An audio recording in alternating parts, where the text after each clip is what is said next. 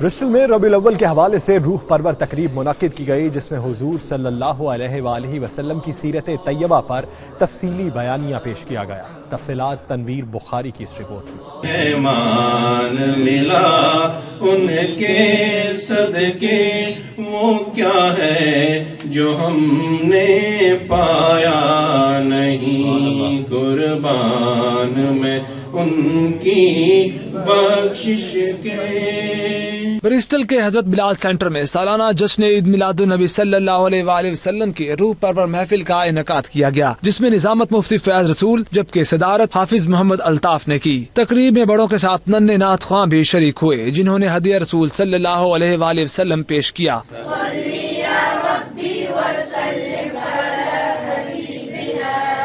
اس موقع پر علامہ اطہر علی اور دیگر علماء کرام نے بھی خطاب کیا۔ ان کا کہنا تھا کہ حضور اکرم صلی اللہ علیہ وآلہ وسلم کی سیرت طیبہ کو عملی طور پر اپنایا جائے۔ آپ صلی اللہ علیہ وآلہ وسلم کے نقش قدم پر چل کر ہی ہمیں دنیا اور آخرت میں کامیابی مل سکتی ہے۔ سینٹر کے چیئرمین طاہر محمود نے کہا، نبی کریم صلی اللہ علیہ وآلہ وسلم کے امن کے پیغام کو پھیلانے میں ہم سب کو مل کر کوشش کرنا ہوگی، تاکہ اسلام کا حقیقی چہرہ صحیح معنوں میں دنیا کے سامنے پیش کیا جا سکے۔ آج ہم نے حضرت بلال سینٹر برسٹل کے اندر نبی و رحمت صلی اللہ علیہ وسلم کے میلاد النبی صلی اللہ علیہ وسلم کا پروگرام منعقد کیا۔ اس میں خصوصیت یہ تھی کہ اس کے اندر جو ایکٹیو پارٹیسپیشن ہے وہ بچوں کی تھی اور انگلش میں تھی۔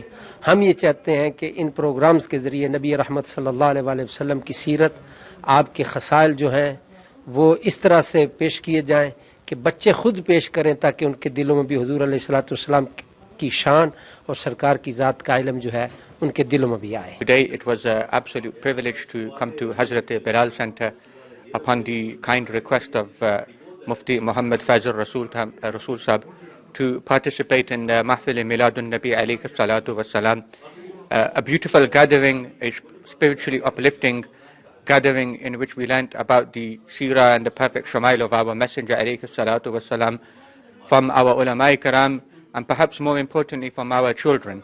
So it was a great initiative here to involve our children as much as possible in reciting the Holy Quran, in reciting Naats and Nasheeds, and to reminding us about the beautiful and flawless characteristics of our Messenger alayhi salatu wassalam. روح پرور تقریب کے آخر میں صلاۃ و سلام اور امت مسلمہ کے لیے دعا بھی کی گئی۔ جس سہانی گڑی چمکا طیبہ کا چاند، اس دل افروز ساعت پہ لاکھوں سلام۔